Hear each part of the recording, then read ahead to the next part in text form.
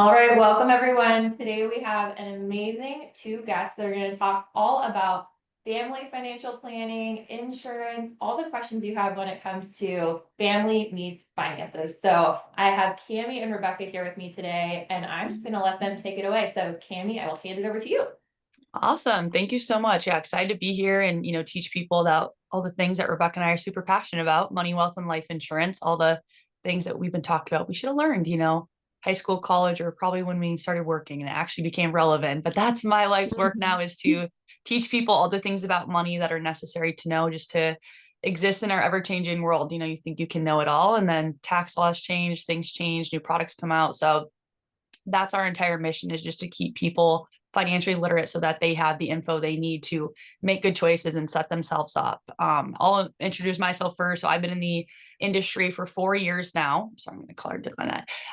And Rebekah has been in the industry a little bit newer than me. So I'm actually going to have her share her impact story at the end of how she made the transition from education into finance, because it's a really fun story. But I ultimately want to give everyone just some education today, because I think that's the biggest missing piece for people, is that, they just don't know where to learn or how to learn this stuff, or it just seems too scary to even dive in at all. Like, it's human nature when something's unfamiliar or scary, we're like, oh, just gonna stay away from that, right? But that does not serve us in the money space. And especially as, women, I think that's something in the past, obviously we were kind of left out of this conversation, but now in the stock market, women almost have like 50% of the money invested, which is really cool. So we help everyone, but I personally am very passionate about, especially serving women in this space, and making sure, perhaps a spouse is to pass away, they get separated, we need to be able to financially survive, independently, and be educated in that space. And then, teach our kids. I think that's a really big piece of it too, is not just us cracking the money code, but having that be the normal for generations to come, so that it doesn't stop with us, it continues on. But I'm going to share my screen and go through some of that education. One second while this comes up. And I like to draw on my screen, and I don't have beautiful teacher handwriting like Rebekah. It's kind of scratch, but it's usually legible, so we'll make it work. But number one, just a little bit about our company. So probably recognize a lot of the logos on the screen. As we own a TV, we've seen commercials, we've probably seen a lot of these names before, but Transamerica is actually our company. And fun fact, AP Giannini, who founded Bank of America, also founded Transamerica. He came over from Italy in the early 1900s. So we've been around since 1906, and we are ranked number 62 largest publicly traded company in the world. We do have a $554 billion financial backing. So if we took Honda, Google, Disney, Walmart, add them all together, Transamerica would still be bigger. More importantly, we are what's considered a non-captive broker. So that means we are not limited to just working with the companies listed here on the screen. We can write business with the top 200. That's really important, because that gives us the ability to actually shop around for our clients, figure out what's going to suit their wants, needs, goals the best. Whichever one that is, that's when we go with. Comes to doing that, we've been ranked in the top 1% of brokers for the last decade. On the retirement, investments, life insurance side, we brought nationwide 47% of all their business last year. We're really proud of our reach. Since 2001, we've helped educate over 7 million people, and that number's growing every single day. I'm very picky about the providers we bring to our clients. We only want to bring them the best. They have to have an A standard rating or higher to be offered on our platform.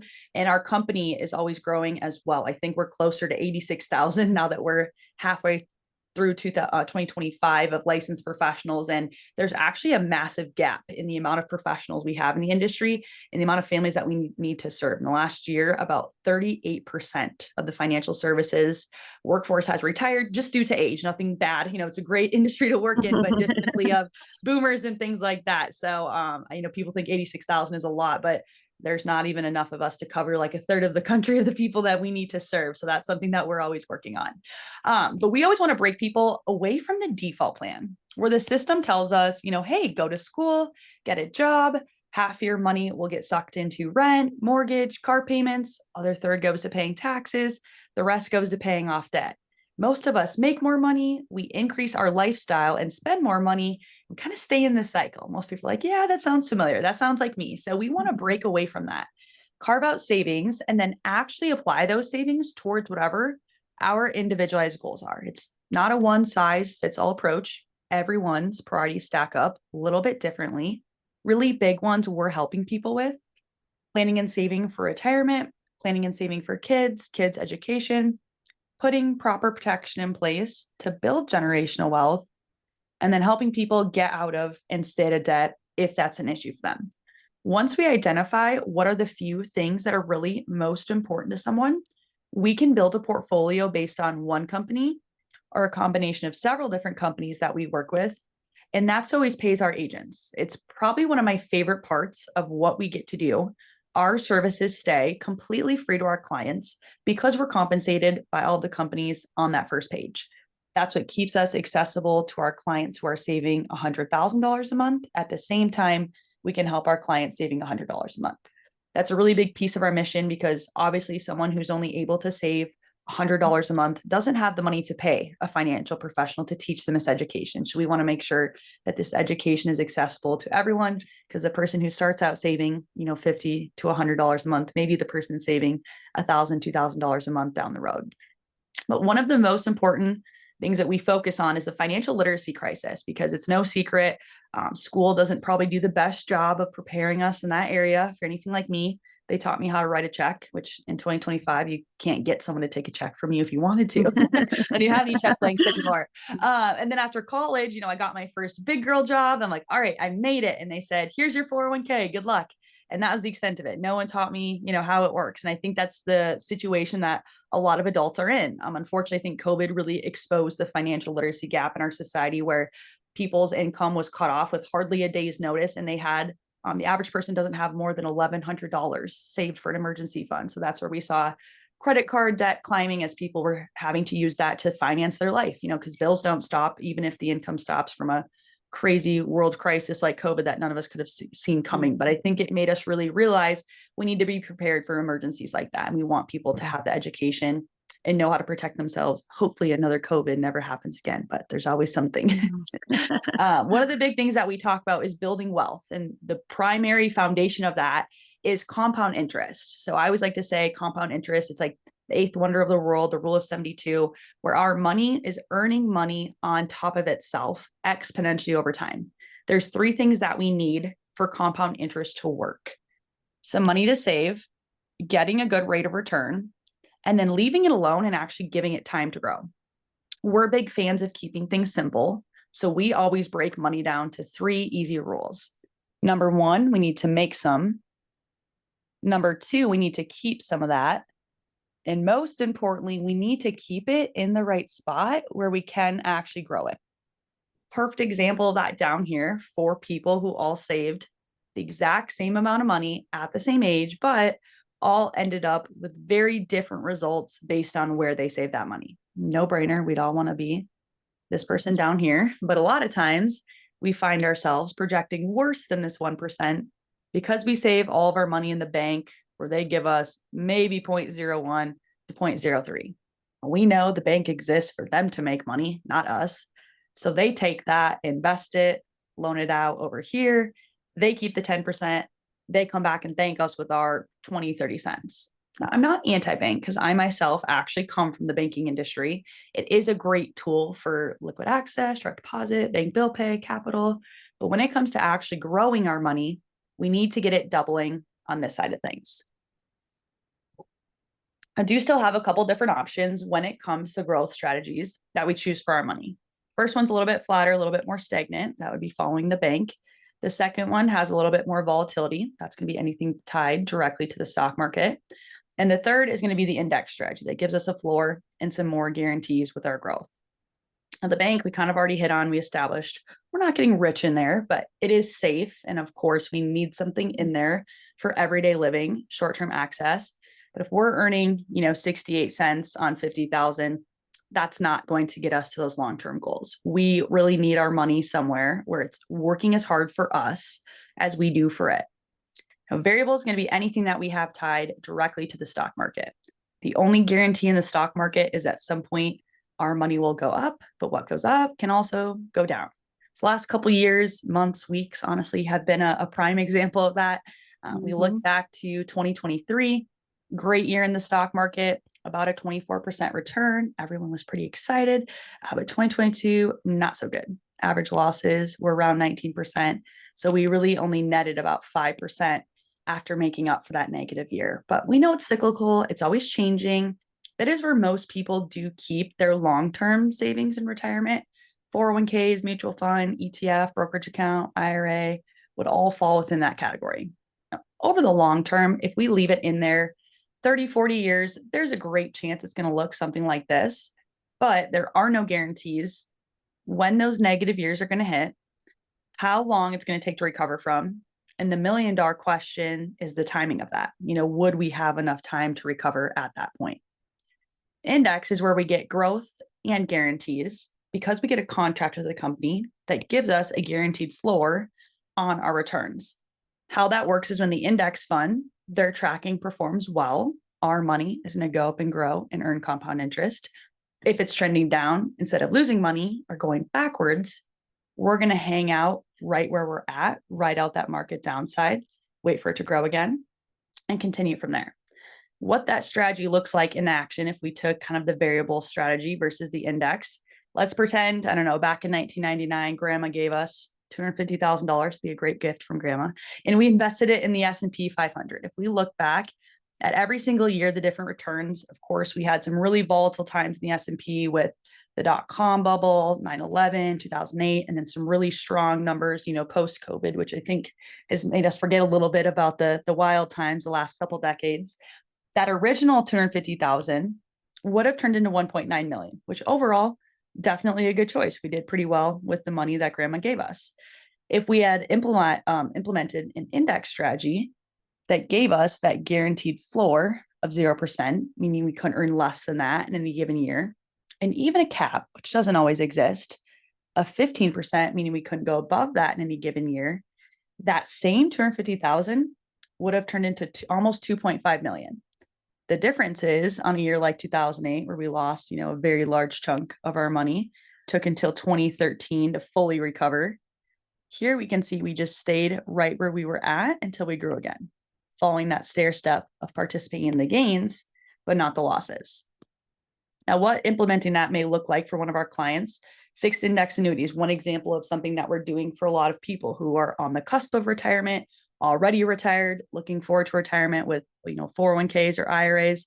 Let's pretend we had a client who was 55 and they had $1 million in a 401k. And they said, man, I would love to retire in the next couple of years, but all this volatility and unstableness, we'll call it, in the stock market is scaring me. What can I do?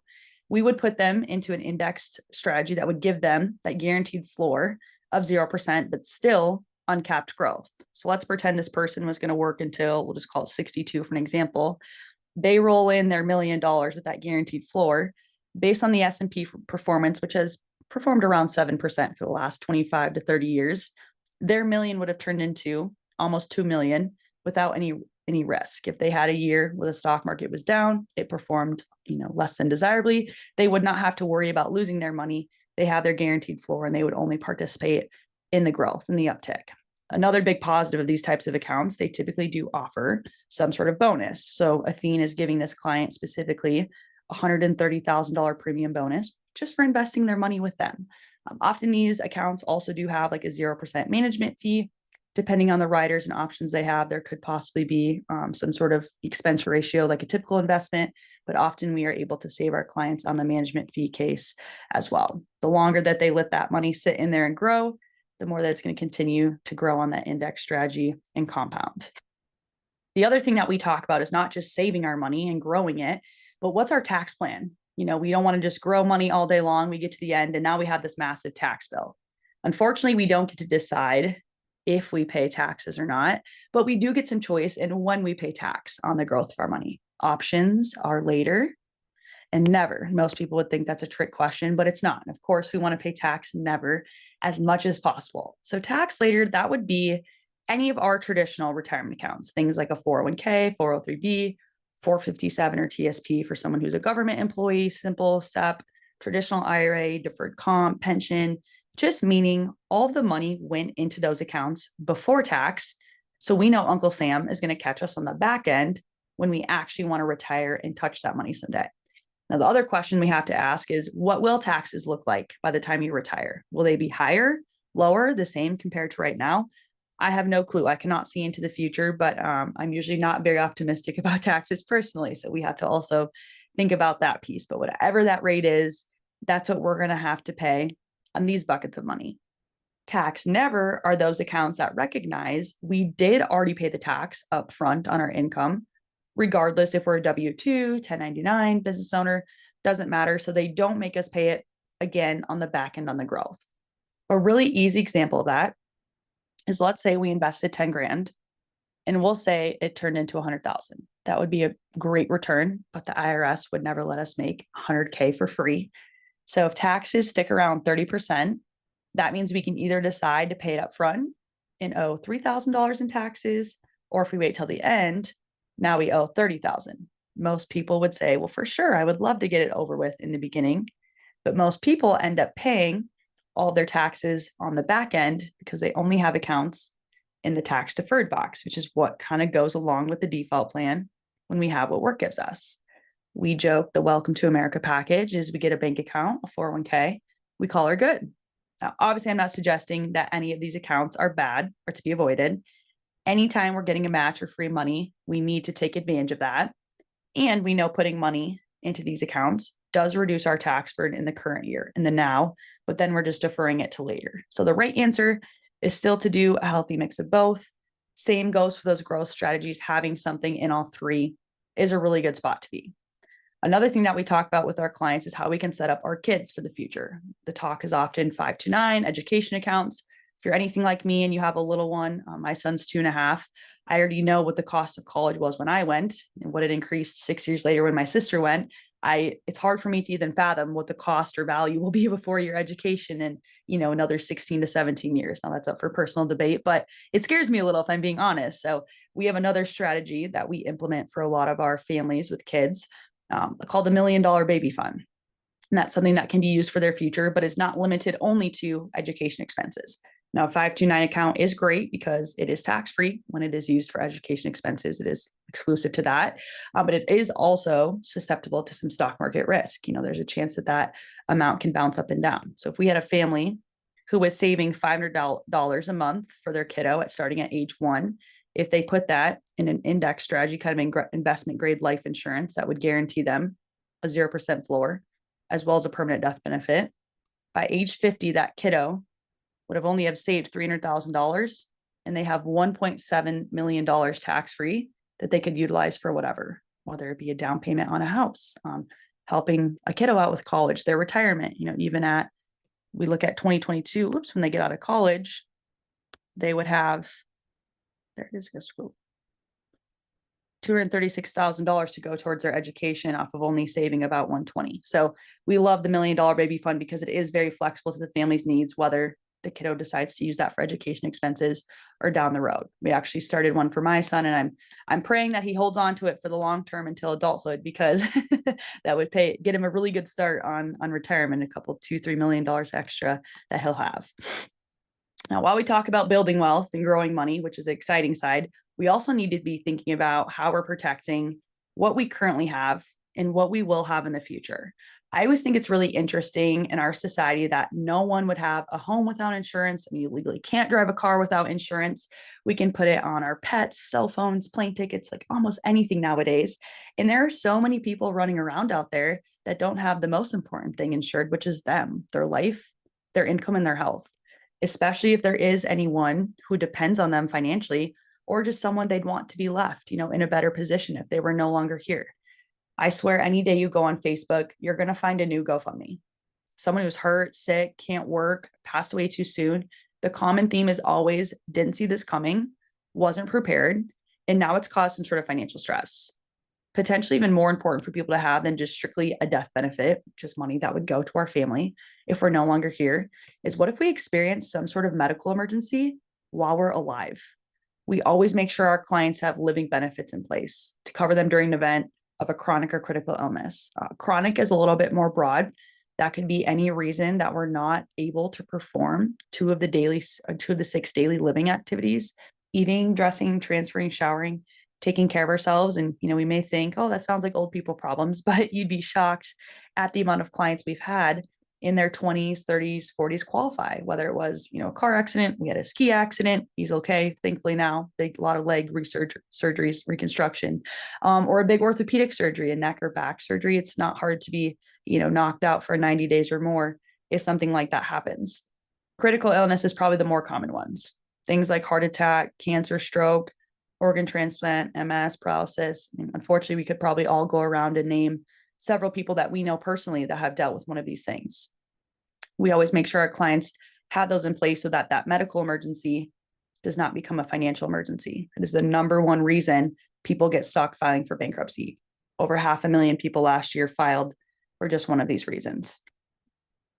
Now we always think about, my insurance is in place, health insurance, but if income were to stop tomorrow, if we have some sort of manual labor job, or we need to be, in good health to do our job, how long could we live without an income? If most people don't have 3 to 6 months of an emergency fund in place, that's where those living benefits become very important in case we were not able to work and generate income as we normally do. And that's where we start to talk about all the different types of life insurance there are, because any sort of life insurance is better than nothing, but it's not a plain and simple one size fits all. There's many different types, and we always want to make sure our clients have the best type that's going to suit their needs and what they're trying to accomplish. Most people kind of hang out in the group life category because that's what work gives us. It's usually free or really inexpensive. Maybe they take $2 a pay period out of your paycheck. The biggest downfall of group life is usually it's the death benefits maybe $50,000 to $200,000, or if you buy up the coverage, they may give you $500,000. The downfall is that you're kind of at the mercy of the group plan. If they decide to make a change, you don't get a say in that. If we leave that job, we get a different position, or once we retire, it doesn't follow us. So it's a nice benefit to have while we're employed, but it's really not something to rely on entirely. The second most common that people get is term life, which is a great way to get a lot of coverage for very inexpensive. It usually lasts for a specific amount of term. So we call it temporary, 10, 20, 30 years. It does not build cash value. It's strictly like car insurance. You pay your car insurance every single year. You don't plan to crash your car. You hope you don't crash your car, but you have it in case you do. If you don't crash your car in that year, even if you didn't use your coverage, you still have to pay it to be covered the next year. Exact same concept with term life. The whole goal is that it expires before we ever use it, because that means we stayed alive, which of course is the ultimate goal. Only about 3% of term policies actually ever pay out. So that's actually the biggest revenue driver for a lot of insurance companies. The other popular permanent type a lot of our clients utilize that became popular in the 80s would be whole life, which is something that gives you permanent coverage. It never expires or goes away, usually lasts till age 120. It does also build some cash value on a fixed interest rate. So it's kind of the older way of doing things. Whole life was much more common when bond prices, CDs, fixed rates were much higher. So people were earning a decent amount of interest in their whole life. It is usually quite a bit more expensive because we are paying for that permanent coverage, but we are able to utilize that cash value tax-free, whatever amount is able to accumulate in there. The average whole life nowadays is only paying around 4.5% to 5% on the high end. So want something that we can accumulate and grow a little bit more cash value. The other type of term that we've seen become more prevalent in the last 10 to 15 years is pairing the living benefits with the term life insurance. So still is inexpensive, still has a term of 10, 20, 30 years, but also tacking on the chronic, critical, terminal illness rider so that it's not just the death insurance, but also the living benefits where if we do qualify, we can access that money while we're alive. A big piece of the living benefits is that it is tax-free. If someone qualifies under a living benefit, they get a check from the company for $100,000. They do not have to treat that as income or pay tax on it. They get to keep the entire amount. Same thing with any sort of death benefit. They're recipient of that. It is tax-free, and that money can be used for whatever. It does not have to be just medical bills. Whatever the individual needs, they can utilize it for. What we like to make sure our clients have is the most flexible and the best way to build cash value in sort of their investment grade life insurance. So the index universal life is kind of the upgraded, more bells and whistles version of the whole life, where it still gives us the permanent coverage. It will never expire, go away. It lasts our entire life, but gives us a lot more flexibility. Whole life, you get a fixed price. You usually pay that until age 100. But we know life changes a lot in 10, 20, 30, 40 years. So it's kind of hard for us to know exactly what those savings are going to look like, and also helps us build cash value that's actually linked to the index strategy, where we get to participate any stock market growth, but we still have that 0% floor. So we don't have to worry about our money going backwards or losing. We're only going to participate in the gains. Most of our IULs also have those same living benefits attached to them. So at any point in our life, if we have a chronic, critical, or terminal illness, we're also able to utilize our money earlier. So this is protected under Internal Revenue Code 7702 and is a way that a lot of clients save money tax-free for retirement, especially if they're unable or ineligible, we'll say, to utilize a Roth IRA. Once we get past the $242,000 filing joint income level, we are no longer able to utilize a Roth, and we cannot save more than $7,000 a year in a Roth. So a lot of our clients look to the investment grade life insurance. That way they can grow more money tax-free so that that bucket doesn't have to be taxed at the end when they actually want to touch it. The other thing we do to tie it all together, kind of put a bow on top, we'll say, is making sure we help our clients have proper estate planning in place. If we pass away, we do not have our estate in order, everything goes through probate. Everything from our checking account to the deed to our house, and it's all frozen the entire time that is sorted out. Probate on average does last between 1 and 4 years. It can take a very long time. By the end of that, the estate will owe between 2 and 4% of the entire value in taxes and fees. So big headache. I've seen it happen. It's the most common step that people miss in their financial planning, but we always make sure we have the will and trust in place so no one has to deal with that headache when we're no longer here. But number one thing we do with our clients is a financial needs analysis. We compare it to a health checkup to a wealth checkup, taking a look, what is it that we currently have going on? And is there anything that we should adjust, change, or pivot to make sure that we do stay on track? The ones on the left, 1, 2, and 3 is kind of our foundation, getting our basics, the ABCs in order. And those 3 things will also fund the right side, which is more of the legacy building side, where we want to make sure we have proper protection for all assets, build our wealth, and then also preserve that wealth so that it's something that happens for generations and doesn't just stop with us.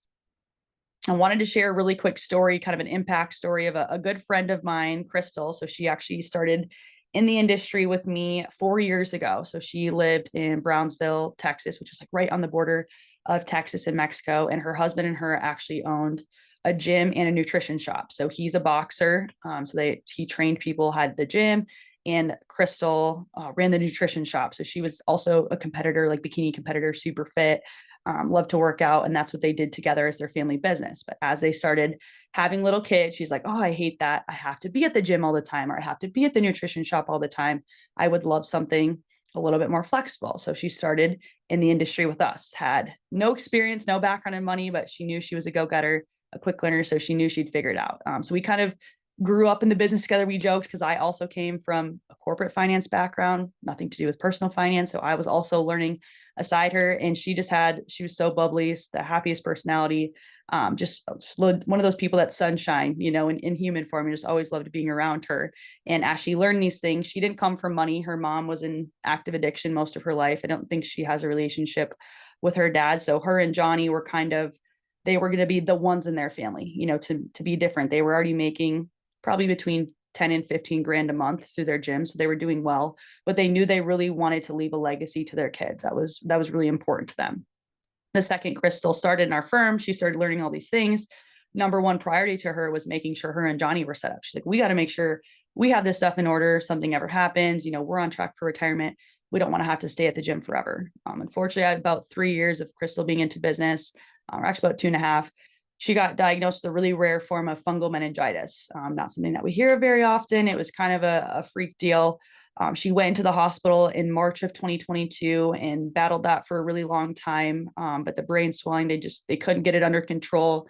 And unfortunately, in July, she passed away from that fungal meningitis, which is terrible. That's her little guy, Johnny Jr., with her and her daughter, Adelie, who was born just in October of 2022. So Crystal actually passed away before her 1-year birthday, which was terrible. It was a very devastating loss for our firm, her family, friends. But what she did leave behind was about $2.5 million to Johnny and the kids, which no amount of money will ever replace Crystal, because she was a rare one. But Johnny was able to buy a house for the kids, make sure that they had a great childhood, update their car, bring them to Disney World and some different trips with his family, and then put a ton of money away for their college so that whatever they want to do in the future, they will have that set up. And then of course he saved quite a bit back for his own retirement. So while we would much rather have Crystal here and nothing will replace her, those kids' financial future will never be the same because of what Crystal did. And, her just being in business in general and, doing well here and learning all these things and how she set up her own family,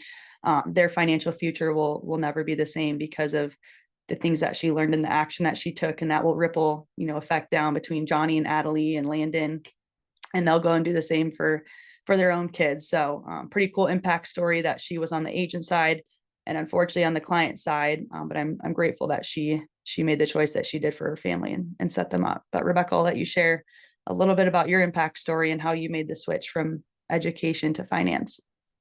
Yeah, absolutely. So basically I am in a blended family at this point in my life. My first husband ended up having a stroke at about, excuse me, the age of 51 and passed away at 53. We were young. You thought, oh, we got all the time in the world to still make plans. And unexpectedly, he passed, and we didn't have life insurance. We didn't have a will and estate set up. I lost my home. I lost my car, 2 kids in high school. And I think, holy cow, it doesn't have to be like this, right? I am now remarried, and I call it 3 bonus kids, as well as my 2 own adult children.